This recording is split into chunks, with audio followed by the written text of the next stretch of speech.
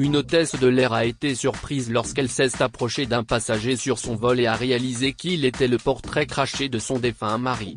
Elle a décidé de creuser davantage pour savoir comment c'était possible, sans savoir que cela révélerait un secret longtemps caché. Je m'excuse pour le retard, monsieur.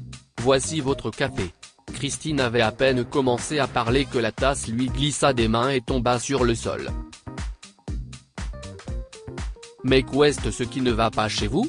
Vous avez perdu la tête? Vous ne voyez pas qu'il y a quelqu'un assis ici? Hurle un passager victime du café renversé. Mais au lieu de fournir à l'homme un mouchoir pour s'essuyer, Christine est restée paralysée. Ça ne peut pas être vrai, Christine. Tu dois être en train de rêver, se murmure-t-elle lorsque sa collègue Cassandra arrive. Veuillez accepter mes excuses au nom de ma collègue, monsieur. Je vais le nettoyer tout de suite. Et monsieur Moss, dit-elle en se tournant vers le passager assis sur le siège côté fenêtre. Je vais aller vous chercher du café tout de suite. Venez avec moi, Christine. Encore une fois, je m'excuse pour le dérangement, répète-t-elle avec un sourire avant de partir. Cassandra prépare rapidement le café et nettoie les dégâts. Elle a jeté les ordures dans un sac en plastique et a jeté un regard furieux à Christine. Tu vois, c'est pour cela que je t'ai dit de ne pas retourner au travail si tôt. Chris, tu as besoin de te reposer. Tu n'es pas prête à travailler. Dis-moi juste une chose, Cassandra, marmonna Christine en ouvrant son médaillon pour montrer une photo à l'intérieur. Tu viens de l'appeler Monsieur Moss, n'est-ce pas? Ne ressemble-t-il pas à mon défunt mari? Écoute, Chris, c'est. Cassandra avait à peine commencé à parler qu'elle jeta un coup d'œil à la photo. Oh mon Dieu, s'exclame-t-elle en se couvrant la bouche sous le choc. Cet homme ressemble à ton mari. Mais comment cela peut-il être? Je sais, c'est vrai. Mais comment est-ce possible? C'est ce que je me demande, répondit tranquillement Christine, qui se demandait qui était cet homme qui ressemblait à son mari. Il y a presque 3 mois, elle avait perdu son mari, Bob, d'une crise cardiaque. Ils ont été heureux en ménage pendant 10 ans, et ce n'est qu'il y a quelques années que Bob lui a demandé de quitter son emploi pour pouvoir passer plus de temps avec lui. Bébé, avait-il dit, tu as été là pour nous deux pendant si longtemps, et c'est suffisant. Je veux que tu fasses une pause et que tu consacres ton temps à la maison et à nous. Christine aimait son métier, mais elle n'avait jamais été vraiment éprise. Elle avait travaillé uniquement parce qu'elle était le soutien de sa famille pendant que Bob essayait de lancer son entreprise. Après 6 ans, alors que l'entreprise de Bob était florissante, elle a décidé de quitter son travail et de passer plus de temps avec lui. Tout se passait bien jusqu'à ce que Bob soit victime d'une crise cardiaque inattendue et décède. Après sa mort, Christine est plongée dans le désespoir car elle se retrouve seule et sans enfant. Elle refuse d'accepter sa nouvelle réalité et s'isole pratiquement du reste du monde. Mais au fil du temps, elle a réalisé qu'elle ne pouvait pas continuer ainsi. Quand elle s'est regardée dans le miroir un jour, elle s'est à peine reconnue. Elle était passée d'une jeune femme joyeuse à une femme frêle qui semblait beaucoup plus âgée pour son âge et privée de soins et d'amour. À ce moment-là, elle a décidé de reprendre son travail et de prendre un nouveau départ. Cependant, elle ne s'attendait pas à ce que 3 mois exactement après avoir fait ses adieux à son mari, elle croise au travail un homme qui lui rappelle les souvenirs douloureux de la perte de sa tendre moitié. Chris. Tu ne m'entends pas ? Cassandra la secoua, interrompant ses pensées. Il veut te parler. Veut me parler ? Qui ? Demande-t-elle, déconcertée. Monsieur Moss. Son nom complet est Steven Moss. Il vient de me dire qu'il veut te parler. À moi ? Mais. Christine ne comprenait pas ce qui se passait. Elle prit une profonde inspiration et se stabilisa avant de s'approcher de Steven.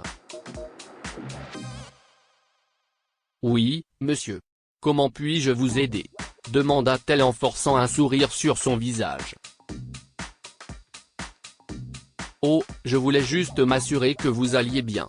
J'ai senti que vous étiez tendu. Est-ce que tout va bien ? Merci de votre sollicitude, monsieur, répondit Christine. Je vais très bien. Y a-t-il autre chose que je puisse faire pour vous ? Oh non, si est très bien. Au fait, ajouta-t-il en fouillant dans son portefeuille. Si est ma carte de visite.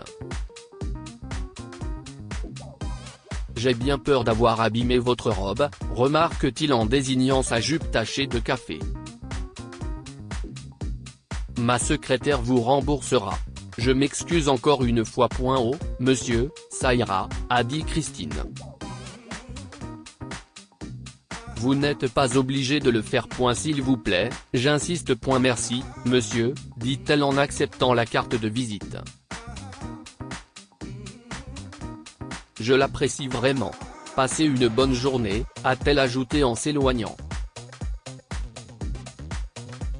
Cependant, cette nuit-là, à la maison, elle ne pouvait s'empêcher de penser à Steven. Chaque fois qu'elle essayait de dormir, son esprit revenait à lui. Bob avait-il un frère dont il ignorait l'existence ? Est-ce possible ? Peut-être que Madame Fisher le saurait. Elle réfléchit et décide de parler à sa belle-mère le lendemain. Quand elle est arrivée chez sa belle-mère, la femme âgée l'a accueillie à la porte. « Christine ?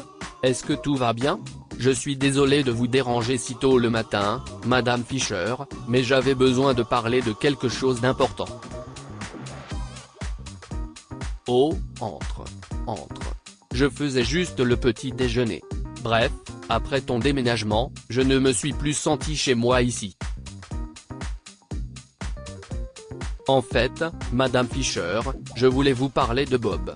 Je sais que cela peut vous paraître inhabituel, mais j'ai rencontré un type sur un vol hier. Et il ressemblait exactement à Bob. Les yeux de Madame Fisher ont presque gonflé lorsque Christine a mentionné cela, et elle a remarqué une anxiété bizarre dans les yeux de la femme à un moment donné. Est-ce que tout va bien, Madame Fisher ? Vous avez l'air. J'ai quelque chose à te dire, Christine. Peux-tu aller dans ma chambre et prendre l'album dans mon tiroir de chevet ? Christine n'avait aucune idée de ce qui se passait, mais elle a fait ce que Madame Fisher lui a demandé. Puis la femme plus âgée lui a demandé de s'asseoir et lui a montré une photo de jumeaux.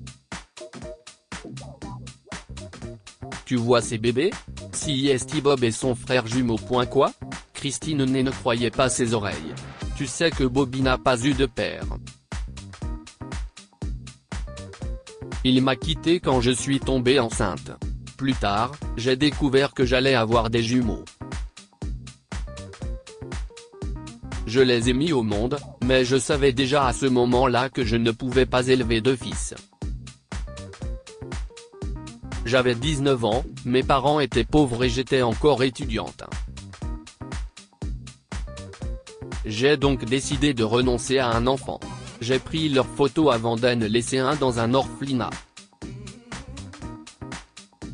Ce n'était pas une décision facile, mais je n'avais pas le choix. Christine n'a pas pu retenir ses larmes alors que Madame Fisher s'est mise à sangloter sur les photos.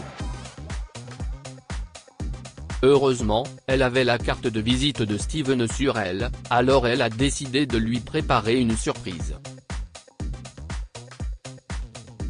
Elle appelle la réceptionniste de Steven et lui demande de lui passer l'appel. Lorsqu'il répond au téléphone, elle lui explique tout et lui demande s'il peut leur rendre visite s'il est libre bientôt. Steven n'est plus qu'heureux d'accepter la demande, car il s'avère que lui aussi est à la recherche de ses parents biologiques. Une fois qu'il a eu 18 ans, sa famille adoptive lui avait dit qu'il avait été adopté, et il connaissait le nom de sa mère biologique. Mais malheureusement, après avoir été pris par son travail, il n'a pas pu investir beaucoup de temps pour la retrouver. Quand il a reçu l'appel de Christine, il était aux Anges et a pris l'avion le lendemain pour aller voir Madame Fisher. La femme âgée éclate en sanglots lorsqu'elle ouvre la porte et le trouve sur le pas de la porte. Elle l'a serré dans ses bras et s'est excusée de l'avoir abandonné, et Steven lui a pardonné car il a compris qu'elle l'avait fait par contrainte. Il lui rend maintenant visite chaque année, et Madame Fisher ne se sent plus seule.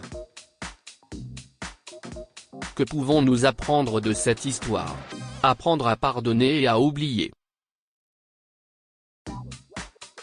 Steven a compris que Madame Fisher l'avait abandonné par contrainte, et il lui a pardonné pour cela, avançant dans la vie. Certains accidents sont en effet magnifiques.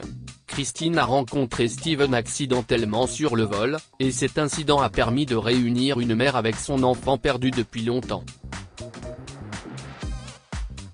Si vous avez aimé cette histoire, vous aimerez sans doute celle de cette mère d'une mariée qui voit la tache de naissance du marié et reconnaît le fils qu'elle a abandonné il y a 23 ans.